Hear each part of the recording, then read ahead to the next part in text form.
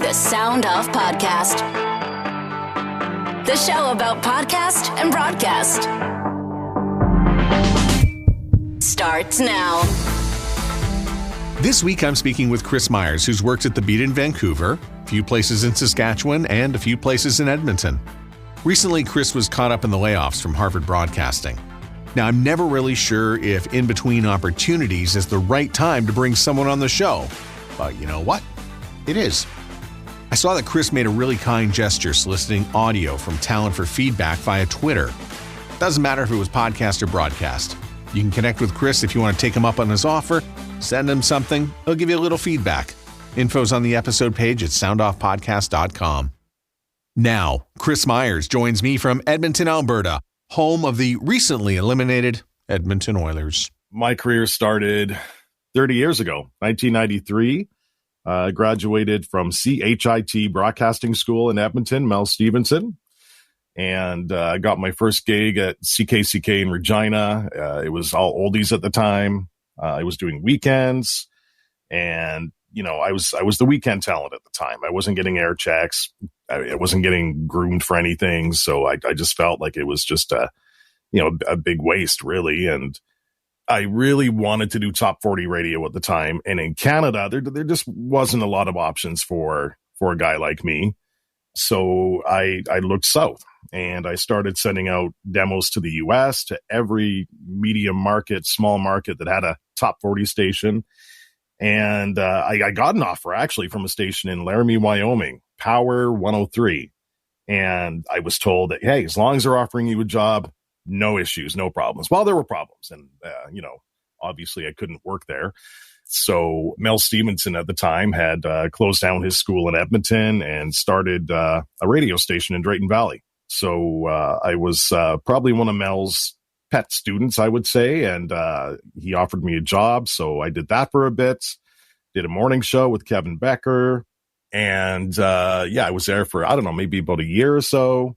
And wanted to get back home to Saskatoon. So I'm trying to get through this as quickly as I can. There's just so many. You've conjured up a memory, and that was, Mel Stevenson's school. We used to have interns come and hang with us from that school. And where were you at the time? I was at the Bear in Edmonton. Okay, right. Yeah. So Mel was an interesting teacher. Would probably be canceled if he was, still around today. But he was great. He was what I needed at the time. I was a kid who loved radio with really low self-esteem, and Mel kind of shook that out of me. So after Drayton, it's everyone's dream to work in their hometown, I think. So I went to work at CJWW and Hot 93 in Saskatoon. I was doing a little bit of everything. I was doing some writing, and then I became a full-time swing jock. And that's right around the time, 1996 now, where Scott Studios came in and Automation, and they cut the evening guys. And so I was looking for a job again. And that was the last time I was unemployed, actually. It was 1996. And, I did bar gigs, just kind of sat on my ass, hoping for another job in a market like Saskatoon or bigger. And just wasn't getting any bites, So after my parents, threatened to kick me out because I was staying at their place, of course, I said, screw it. I'm going to go back down to the bottom and start again. And I had some friends up in Peace River, Alberta, working at CKYL. And at the time, they were just launching a brand new station, Kicks 106. So I applied for that, got it, and I was doing an afternoon drive there, and that was the best thing that could have ever happened for my career, because I never had that real small town experience where I did everything. I did imaging, I scheduled music, and was on every single shift. It was a great experience, and that's where my career really kind of started again. So I did that for a couple years. And after that, I wanted to head back to Saskatoon again, on the mighty C95. That was a station I grew up listening to. And so I got an offer to go to C95 to do evenings. I show up at Rawlco on 8th Street, And I'm greeted by Jamie Wall at the time, who says, "Hey, so we got to change here. You're not going to be evenings on C95. You're going to be upping a show on News Talk." Okay, so I quit my job in Peace River after 2.5 years to being up on the News Talk station. But you know what? I was back home, and I was going to prove to them that I could do more than that. And at the time, there was a drive opening on CKOM FM at the time, which is now Rock 102. So I did that for a little bit, but that was just temporary. And they had a bunch of plans at that time for rebranding a bunch of stuff, and I wasn't part of that. So after catching wind, I went to Harvard Broadcasting in Regina at KISS 92, where I was Mad Dog Myers, and that name still follows me around today. It wasn't my choice.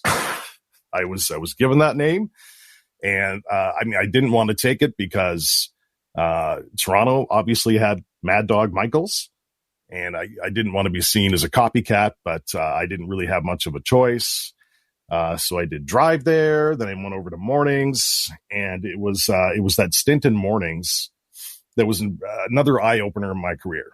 I really liked the money; it was the best money I'd ever made to that point. But I hated the job. The mornings wasn't really for me. I was paired with a co-host who I didn't really get along with. We didn't really see eye to eye on a lot of stuff, but I liked the money. So I'm like, okay, well, I'm really passionate about the programming and the music side of things. So yeah, maybe this is my new path. And Peace River Broadcasting, they were hiring a program director at that time, where I had worked for 2.5 years. So I went back there to program, and that was another 2.5 year stint. Peace River is probably one of my favorite places in Western Canada to this date. And then from there, it was time to move on to a bigger market, perhaps. And on Milkman, I saw an ad for program director at the Beat 94.5 in Vancouver, which was fairly new at that time. They were going through a lot of changes. I knew that I'm just this kid in Peace River with his first PD gig. There's no way that I'm going to get this job, but I'm going to send a resume anyway because I love the format. Hey, Vancouver, why not? And then I got a phone call, about a week later from Jennifer Smith, and she said, "We might have a gig for you. It's not the PD gig. We gave that to Scott Turner, but we want you to come be our music director, APD." And so I'm like, yeah. That sounds great. Yeah, still just an amazing opportunity from somebody from Peace River to go to, Vancouver. That was a real great time being just a full-time MD. Scott was great to work with. And then about a year later, Scott went back to Ontario, and, I just went into the GM's office at the time, and I said, "I want to be the PD." And he said, "Okay. All right, well, we're gonna advertise for the job, but here's what we're gonna do. We're gonna let you go through the fall book. We're gonna change formats. We're gonna go from urban to CHR, because Z95 had gone hot AC at that time. And he said when the ratings come out, if the ratings are up, you got the gig." So we went from I think it was maybe a 3.5 with 1834 to like a 5 share. It was something like that. So they're like, "Yeah, good job. You get the job now." So I did that for 4 years. There was a lot going on in that market right around that time. And you mentioned Z95 that was sort of abandoning and had a lot of struggles with CHR. And I guess they really didn't figure out how to sell it, or at least continued, because CHR goes up, it goes down, it goes up. But then the Beat came in and just, we're going to take this spot, and we're going to own the CHR spot, and that will be that. And that was that. It was that. We did great. I'm the guy who put Kid Carson in mornings for the first time, which it worked fantastic for us. He was a instant hit. The station just kept continuing to grow, not just 1834, but now we were seeing good numbers, seeing 2554. We were commonly top 5, and by the time I had left in 2007, we were number 1 females 2554, and were just acquired at that time by the Chum Radio Group. So we had CHQM as a sister station, and it felt kind of cool to be this brand new station in the building, and all of a sudden we're number one with women now. It was pretty cool. I guess the B part of that tumultuousness at the end of that in 2007 is Standard got sold to Astral. And of course, Zed went through the moments where they decided to become Crave for a bit. And I guess all that instability around you was a good thing. Sure. I mean, it helped. I think I did a pretty good job there. I had a great on-air lineup, a good team. But yeah, the circumstances at the time, Zed, Crave, whoever they were, they really helped us quite a bit as well, because they were really trying to find who they were throughout all of this. So you're a new PD, and Kid Carson's new in the morning, and a lot of young talent around. Is this a case where you all learn together and then the station all grows at once? I mean, I think that's part of it. We were all just like super hungry. I was able, as a program director, to convince my bosses at the time to hire some consultants that I had been, reading about, following, seeing at conferences, and they said, hire whoever you want. I mean, at that time, we had a pretty big budget for that kind of stuff. And I've as a program director, I've always welcomed outside help. I love it. So, I think we had 3 people at one time, actually. We had Randy Lane, who joined us for on-air coaching, and he was really instrumental to helping Kid. And Paige Nienaber, I've always been a fan of Paige, so he helped us with some crazy promotions at the time. And then we also worked with Jerry Clifton, who was working with Paige at the time, so he was kind of helping us on the overall programming. So I love Paige. I just think just working with somebody who deals in promotions and marketing, which is just so key to the success of a radio station. If you ask normal people and say, what's the difference between all these radio stations? They're like, I don't know. It's, I guess, the music. But then along comes some marketing. So what did Paige teach you, or what did you manage to draw inspiration from the work that Paige does? Paige has always been about, don't do the norm. Don't do what everybody else is doing. Have some fun with it. He's all about, basically, he'll talk about it. It's a promotion is much like a movie. You need to write the beginning, the middle, and most importantly, you need to write the ending. How does this thing end? And what can you add to it just to bring life to it? And so, Paige is definitely one of my biggest mentors, still is to this day. I've tried to get him on with other stations, not as successful. But yeah, I mean, especially back then, because it was still diary. This is before PPM. So we did a lot of crazy promotions that would get the whole city talking.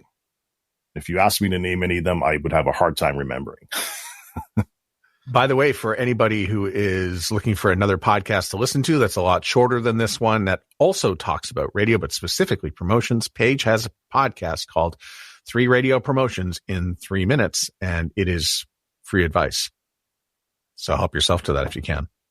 Tell me when your time in Vancouver came to an end. I think you went back to Saskatoon at that point. Yeah, that's right. So yeah, this was 2007. And I had just heard the news that Harvard Broadcasting had won an FM license in Saskatoon. Things were going great at the beat. I loved it there. But, at the same time, again, Saskatoon was my hometown. And with radio, I always felt that maybe it wasn't the best radio out there. Radio in Saskatoon has pretty much been, it's very safe. Never take chances. Don't offend anybody. And, I wanted to be that guy to go back to my hometown and build a radio station from scratch that will get the city excited about radio. C95 at the time was probably doing 35 to 40 shares, and everybody listened, but not a lot of people loved them. They liked them. I mean, they always did a good job. They were always great in the community, but that market was just really missing something that was a little bit edgy. And Harvard wanted to launch a CHR. So I called Michael Ostrom at the time from Vancouver. And I said, Michael, congratulations on the license. I would love to move back home. I've got 2 young kids, great place to raise a family. I would love to launch your station there. Would love to help launch that. And he just said, are you fucking crazy? Sorry, can I say that? He said, you're at the number one top 40 station in Western Canada. What are you doing? It's home. It's home. I want to, again, be close to my family and really give Saskatoon something different, and Wired 96.3 was born. Yeah, I remember that so well when it happened. And I thought back to all the C95 demos that I had received over the years, and nothing against the people who had sent it to me, but the breaks were really simple. And the station was pretty simple. It wasn't a very groundbreaking radio station, really ripe for the pickings. So in you go to an 18 to 34. Is it a full-blown CHR war, or was that just going to be a demo you wanted to take over? It was a full-blown war. When word got out that I was moving back to Saskatoon, they actually had a couple people listen to, or Rawlco had a couple people listen to what I was doing on the beat, and they tried to basically copy everything I was doing on the beat onto C95. They were kind of a mass appeal hot AC, and then they went for it. They went full-blown CHR. So I'm sitting in Vancouver. I'm not even in Saskatoon yet. I'm still working for the beat. Watching this all go down, I'm like, oh, those dirty little. But that's one thing Rawlco's always done very well. They're always they love a good challenge. Like nothing gets Gord Rawlinson more excited than a good little radio battle, and they're great at it. They really are. So I moved to Saskatoon in September 2007. We have plans to launch this station in December. So with Paige's help, we had this big promotion. We were going to launch as a Christmas station, Santa FM, and give, Saskatoon what they really want, Christmas music all the time. And then come December, somebody realizes that, they forgot to file a very important piece of paper for the frequency change. So we were not ready to go on in the middle of December. We had to, wait 4 very long months to get approval from the CRTC. So we had the entire staff of the radio station was there, and the Hill family, at that time, they could have fired everybody. They could have said, everyone's laid off, reapply when we actually get approval. But they didn't. We had a full-time staff, a full morning show, drive, midday, evenings, DJs, sales, like we had everybody. And we were working out of the GM's house at the time in the basement. We were just listening to radio stations, coming up with promotions, and really just kind of going through the motions, and having music meetings and creating playlists. And it was a lot of fun, but it was it was pretty heartbreaking to watch C95 become this really great top 40 station at the time, and we don't have a stick yet. So when it came time to launch Wired in April, Paige said, you should do the Santa thing again. You should do the Christmas thing. It's even funnier now because it's April, and it wouldn't make any sense. So we hired 50 Santas. I think they were mostly broadcasting school students from WABC. And we had 50 Santas all around Saskatoon, brand new station, 96.3. And man, was that market pretty choked up at the time. We had Johnny Jasno was our producer, and he was recording phone calls at the time, just angry people. Like, are you serious? You're launching a brand new station. You're playing Christmas music. Like, so many people fell for it. It was just insane. But hey, we got the market talking. They knew there was a brand new station coming. There was no mistake in that. And Don Scott had to put out a memo to the students saying, we have a field trip today, and here's your Santa uniform. That's right. Yeah, that's right. So we let that charade go on for, I don't think it was very long, maybe 3 or 4 days. And we just said, whoops, the consultant screwed up. And when we were asking, Saskatoon what kind of music format they wanted, it turns out the Christmas music was dead last, but we thought it was the top. We just kind of screwed up. And then came Wired. And I'm thinking with the creation of that radio station, it might have been the one to really sort of turn the tide for radio in Saskatchewan overall, because then it became a little more creative. The demos from C95 that I referenced earlier, which were all fairly rudimentary and dull. And again, that's no shot at the talent. That's just what the radio was. And here you are, you're in Vancouver. You say, I want to go back to Saskatoon and I want to make a change and cause a little bit of upheaval, and then bring and sort of elevate the whole market. I don't necessarily think that was your intention, but, to be able to go back to Saskatoon and put a radio station on the air like Wired, it really did sort of raise the game for everybody in the province. It did. It forced everybody to be a whole lot better for sure. And, in doing a top 40 battle in Saskatoon with, a station who had enjoyed, dominating that market for so long, we knew we had to do something different. We knew we had to be a little bit edgier. So, I was very excited to bring Mark Michaels in because I knew that he was that guy who could, really shake things up against the competition. And, we had live DJs. They didn't. And again, we had all these great promotions that were just a little bit too edgy for the competition to try. So our first ratings book, we were number 1, 1834. That's all we had wanted at that time. And that prompted a phone call from Rawlco. And this was their big strategy, was they were just going to destabilize the whole thing by luring you to cross the street? Yes. And the first time I said no.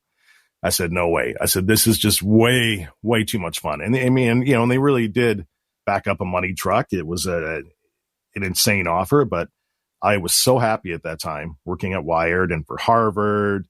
I had everything, that I wanted. So I'm like, thanks, no thanks.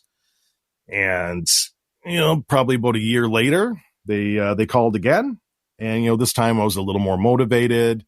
We were having some house problems at the time. I'm like, you know what?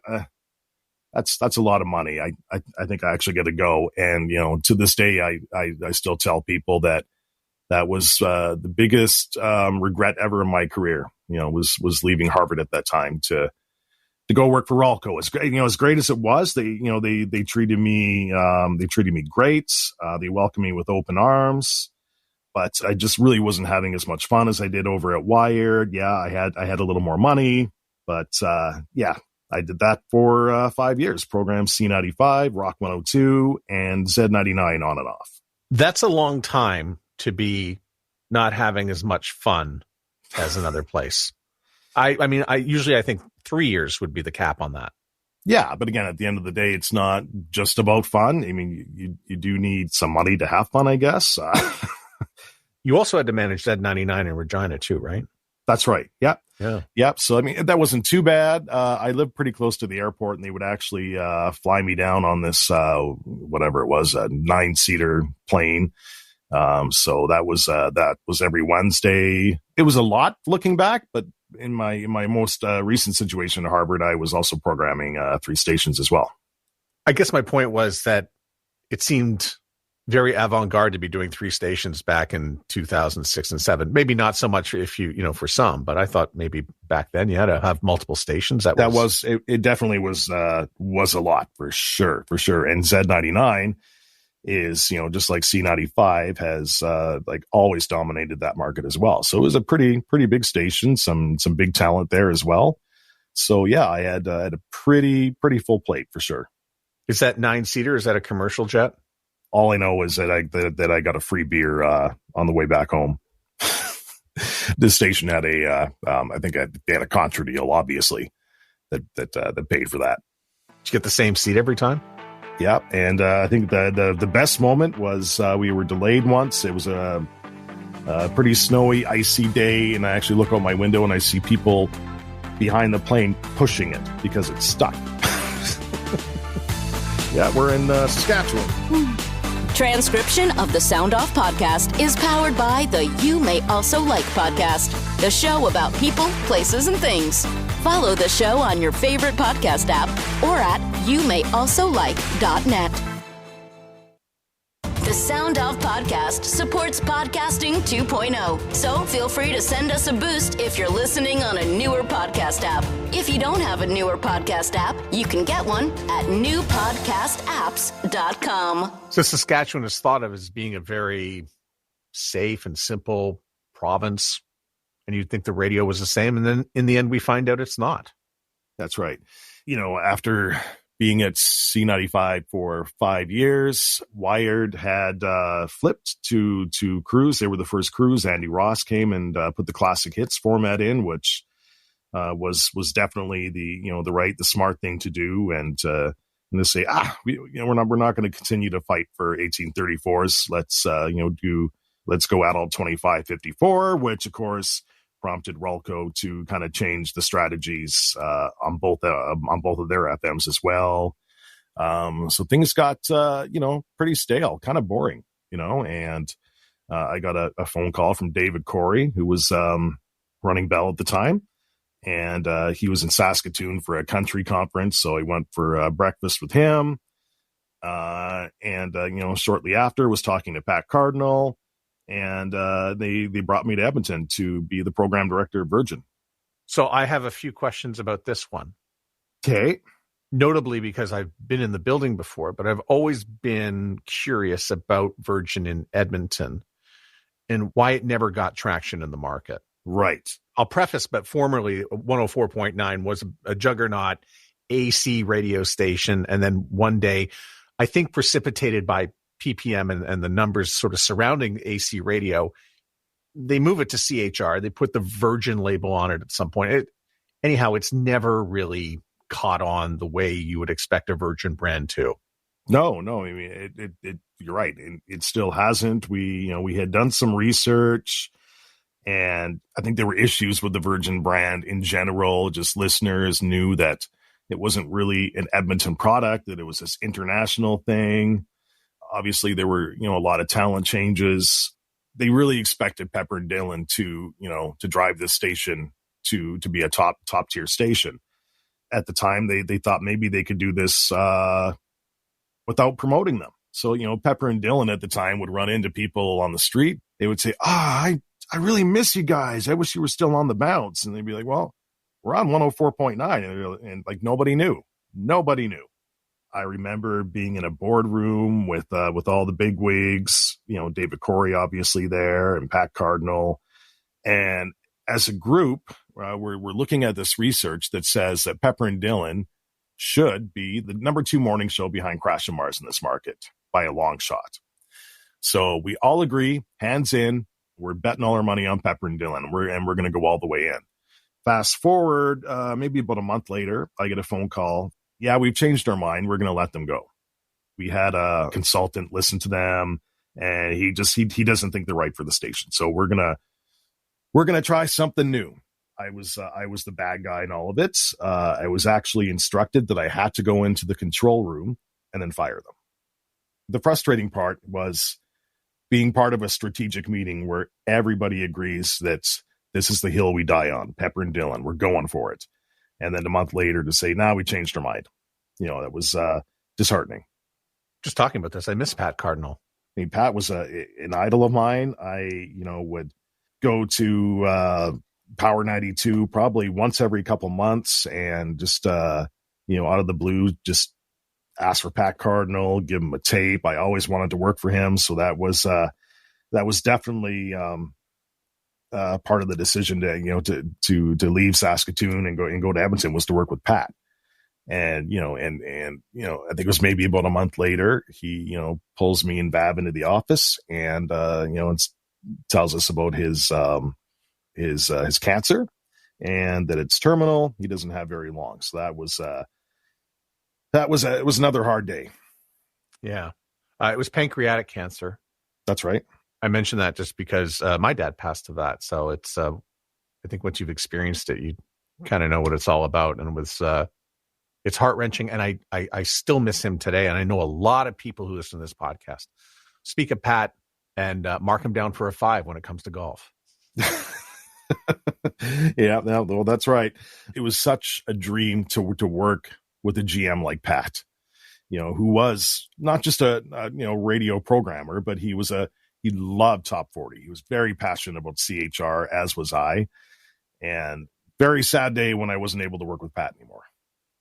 And so 18 months on Stony Plain Road, working with Bell, and then time comes to an end, and look who's back. Harvard is back in your life. Yeah. Christian Hall was in town. He was, I think he was filling in as PD at the time for Hot 107 and Cruise. And he invited me out for a beer, and he said, what do you think? What do you think about coming to program Hot 107 and Cruise? I'm like, I make a lot of money. I don't know if you guys can do that. And he goes, you know what? We're basically getting rid of 2 program directors and going with 1. So yeah, we can afford it. Yeah. So, I jumped at it because, here I still get to do a top 40 station. But I never wanted to be typecast as the top 40 guy. Personally, when I'm out in the garage playing darts, it's classic rock all the way. So just to have that shot to do a format that I've never really done before, that was my favorite musical format. I'm like, yeah, I jumped at it. And, this was my 3rd time now with Harvard. And, I jumped at it because Harvard was always a great company. It always treated me very well. They lacked some other resources, but, at that time they really knew how to treat employees for sure. What part of the conversation with Christian did he say, we also have a condition in the license for some category 3 music? Yeah, well, yeah, I knew about that one. 15% category 3 traditional blues, basically, which is how many hours a week? I don't know, but it's basically like 9 to midnight, 10 to midnight some nights. Definitely a bit of a hindrance. They've applied for relief on that recently. And the other, the issue on 107 at the time was it was the last commercial frequency to launch. That's when, the CRTC were handing out licenses left, right, and center. And, it was John Yerkes, I guess, at the time who won that license. Nobody wanted 107.1. Nobody, because it couldn't be full power at the time. The Edmonton Municipal Airport was still a thing, and we couldn't go over 40,000 watts. I might have the story. I don't know if it's 100%. Pretty sure it's 40% or 40,000 watts. It couldn't be any higher because it would interfere with some of their signals at the airport. So, I have one station with, not a great signal, and then another station with 15% Cat 3 blues.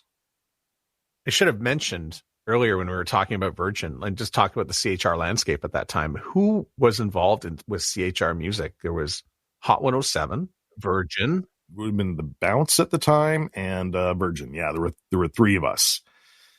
So Harvard's take on Hot 107 was, pretty similar to what I had done at Wired. Was we need to be the one that's a little bit younger, a little bit edgier, maybe a little bit faster on the music. We'll play EDM and hip hop, and we won't day part it to just evenings. So it definitely had a little bit of an edge to it. Live DJs, it was a big part of what that station was. And how do you fight your way through all that mess? Because I'm going to answer the question for you, but it's talent, and you had some great talent, and imaging, great imaging, promotions. You come fully stacked with the marketing, but even with that, it can still be an uphill battle. It really is. There's just not a lot of loyalty with those listeners. They're really, at the end of the day, just in search of the best song, except for mornings. Pepper and Dylan had found a home at the Bounce, and that's always been that station's sole focus with marketing is Pepper and Dylan. And those guys have done really, really well. Virgin at that time was, experimenting with new morning shows like every 4 or 5 months. They tried the Brook and Jubal thing. So it was really hard for Virgin to really make an impact. So, at that time, it was really a battle between 91.7 and 107. We had great talent in Ryder and Lisa. But, again, one of the struggles at Harvard as well was, I was mentioning before about the resources. We just didn't have a big budget for marketing and contesting. It was pretty limited. Yeah, and I guess that sort of extends into the digital part and social. So then you look, oh, well, social media is free, and then you spend either too much time or not enough time, depending on who you talk to, creating content online. Yeah, that was a big part of it, and that the entire crew on the station, they were always probably the top of their game in the market. When you looked at the other top 40 stations, we were a lot more aggressive on social media. And Lachlan Cross is doing the mornings at Cruise. He goes through one incarnation, I believe it was with co-host Nicola. Yeah. What's her last name? Nicola Crosby. Nicola Crosby. So Lachlan goes through an incarnation with Nicola Crosby as co-host, and then later on sort of it develops into the locker room, which was sort of the incarnation that was over on the Bear. Yeah. So when I went over to Harvard, one of my managers over at Bell, trying to convince me to stay, said, you don't know what you're getting yourself into. I mean, Lachlan's a handful. He's, yeah, you're going to have a real hard time with him. He's super high maintenance. And, when I went over to work with Lachlan, I mean, sure. I mean, Lachlan by a long shot is, I would say, the hardest working on-air personality that I've ever worked with. He's, in incredibly early. He, doesn't bail at 10 o'clock. He's there till noon. He's at home prepping. You get phone calls from him all the time, just wanting to bounce ideas off you. So my, 7.5 years at Harvard, Lachlan actually made it a lot better, a lot easier. Cause it was so great to work with talent who just wanted to work that hard, and again, there's no stopping Lach. If he has an idea, he'll run with it. He'll ask you, how do we make this better? So Lach was definitely, again, I'm not going to say high maintenance, but I loved working with him. I wish there were more jocks like him. Let's also remember that when he gets an idea and the idea is wrong, he still has room left to double and triple down on that idea. Quite often. Yeah. That's one of the things I love about him. Yeah, whenever I would get an email from the CBSC in my inbox, I'm like, what did Lachlan do now? And, 9 out of 10 times it was something to do with Lach. I did have one question about the move from Hot 107. It was Power 107 for a little bit. And then came the infamous court case, the cease and desist, which I can't believe did not go your way. Yeah, Christian Hall and I remember the moment. We were in a hotel room planning the station out, and we had that important phone call with the lawyer. And he looked at the trademarks and the fact that that it had expired and it was abandoned, basically. And he said, "Yeah, you guys got this. You have nothing to worry about." And then I remember the day we're like maybe 2 months into Power at this time, maybe a month or two. And the station's going great. The feedback is amazing in town. And then Tamara comes into my office, closes the door, and puts the letter on my desk, the cease and desist letter. I'm like, shit.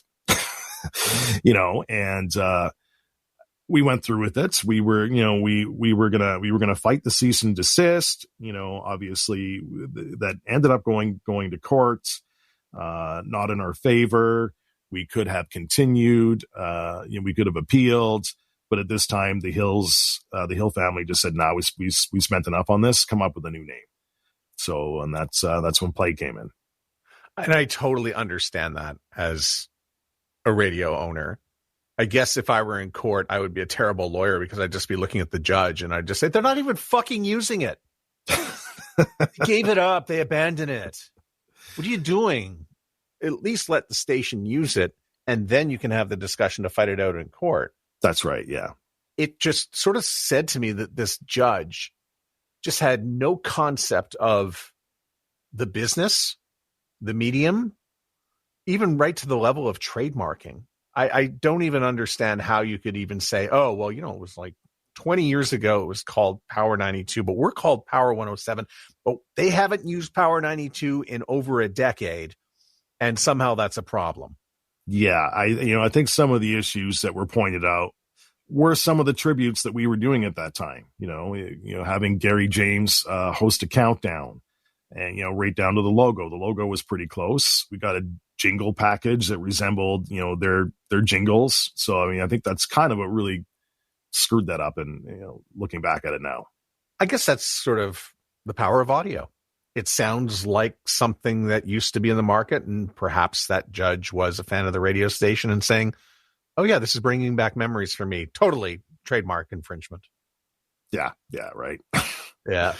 And then comes the end, and your time at Harvard has come.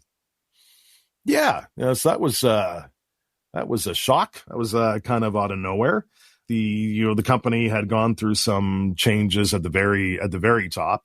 Paul Hill basically, I don't think he's officially retired, but he, his son Matt kind of took over the media division. The company merged with this digital agency out of Regina. And so all of a sudden you have all these new players at the top with all these new ambitious ideas, and all of them are about digital. And they decided just to make a lot of changes on the broadcast side. And it sent a shockwave, I think, through not only the industry, but obviously, the company. I remember being let go, and one of the other program directors who was let go said, "Oh my God, am I next?" I'm like, "No, you're fine.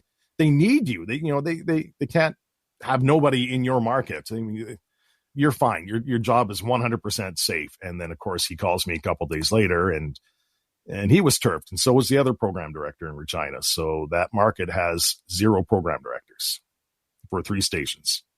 Listen, I don't want to Monday morning quarterback this thing, but it's a podcast, but here we are. So I don't mind doing it. But I mean, it's an incredibly large push into digital. I'm not sure that they're copying the town square model in the US, which, works rather well. But I think you need to have a very strong analog product in order to promote on the digital side. So I hope they find the right balance with this thing, and it works. I really hope so too. Which is very odd strategy for me to say, "Oh, I hope it works." I have a lot of great friends still in that company. That was my home for 7.5 years, and my family, really. I know that sounds cheesy, but Ryder, Lisa, Lachlan, and it's just an amazing, amazing crew there. So I really hope that it works out. Anybody listening to this who wants to get in touch with you, hire you, or perhaps even just send you something for some feedback? My email is chrismyers306@gmail.com. I put it out on Twitter the other day. I was just sitting back thinking one day that one of the things that's hard for a program director of 3 radio stations to do is to help other talent who don't work for you. They send you audio quite often. You're like, I can't even get my air check with so-and-so in. Like, how am I supposed to be find the time to do this? And I've always really enjoyed helping others just get better at their craft. So I put it out on Twitter, and I got a few replies from talent across Western Canada saying, "Yeah, I'll take a free air check while I figure out what the next chapter is, and I guess enjoy a little temporary vacation. I'm happy to help however I can." Make a bold prediction. What do you think you'll be doing next? It's a real tough question. I love programming. I love working with talent, and I'm open to a lot of stuff. I mean, with my 30 years of radio, I can kind of do everything in radio. And I think that's been a big part of my success is I've been behind the mic. I've written commercials. I've produced, I've scheduled music, so on and so forth. The only thing I really haven't done is sales or engineering. Even then, I've been to a transmitter site here and there. The Sound Off Podcast is written and hosted by Matt Kundle. Produced by Evan Serminski. Edited by Chloe Emo Lane. Social media by Aiden Glassy. Another great creation from the Sound Off Media Company. There's always more at soundoffpodcast.com.